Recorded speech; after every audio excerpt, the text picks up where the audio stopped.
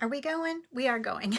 Sorry, I don't know why it wants to be vertical today, so I need to figure that out. So I'm sorry if you're seeing this vertical instead of the usual horizontal. I don't know what I did wrong. So hopefully tomorrow on Friday at 9 a.m. when I go live, I will have it figured out. But for today, it's just a fly by the seat of your pants, try to make it work kind of day. Hey, Brian. So, welcome to the lunch edition of the 5 Minute Crochet Podcast. It is 1 o'clock here Eastern Time. And I finished all five wedges of the blanket, and I am pleased with how it connected, how the wedges connected and the joins. So I'm ready to write down. I have my little notes here on how it worked, and so I will now test it out and figure out an edging. So many of you yesterday commented that you did want some sort of edging on the long sides to finish it off, and that and I'm actually pulling out my last stitches, so I'll have to fix that. So I will go ahead and find a way to add a simple border on the long edges. And then I haven't decided what I'm going to do here. If I'm going to leave loops on the side for sure, but I don't know if I'm going to add loops to the long side. I might. I don't know. We'll see. I think I'm going to test it for sure and see how the math works before I make a final decision. So yeah. Hi there, Catherine. Hello. So that's what I'm working on. And then I finally get back to the square silvery shawl. So I've been working on this, and I have the motifs going. So this is another thing that is going to be on the to-do list as I get the stitching moving. And I want to redo the Bruges wedge. Yeah, a little bit of math, but I think I'm gonna just like wing it and not really do counting and then dividing. I think I'm just gonna do it and see how many stitches I have left over. And then the periwinkle blue purple color here from the Hayfield Sundance yarn, I think I'm going to turn into another Bruges wedge baby blanket like this gray one, only in a smaller yarn with a smaller hook. Happy Thursday. So I think that maybe end up being the next version of this design as the design evolves.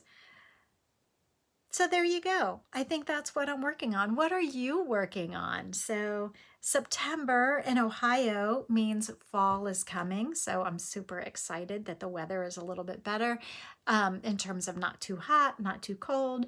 I'm thrilled that the fall colors are coming out.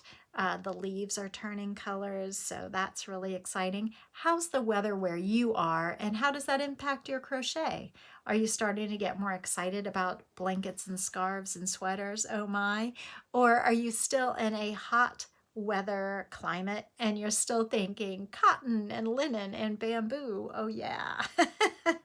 So, what's on, as we change seasons here in Ohio, it does inspire me to look forward to heavier clothes and heavier projects, blankets, and that kind of thing. So, how are you inspired by the climate where you are?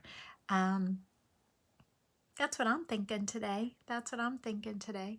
Still in cotton weather there. You reached 101 yesterday. Oh my goodness. It probably never gets below like 70 there, does it? So, I mean, do you ever have a blanket season where you are, Carlene?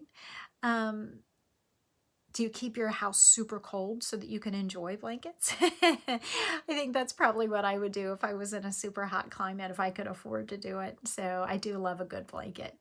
So yes. Hi, Marie. You'll be looking for a travel project soon as you fly to your daughter's wedding on the West Coast.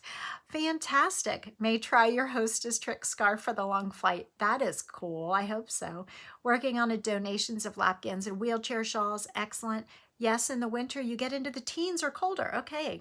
News to me. So that's cool, literally, so that you can have some of your warmer layering stuff sometimes. So Marie, I hope that you can come up with a hostess gift that you can make on the plane. So you'll have to calculate how many hours you've got. So for me, I just made sure that I had a plan.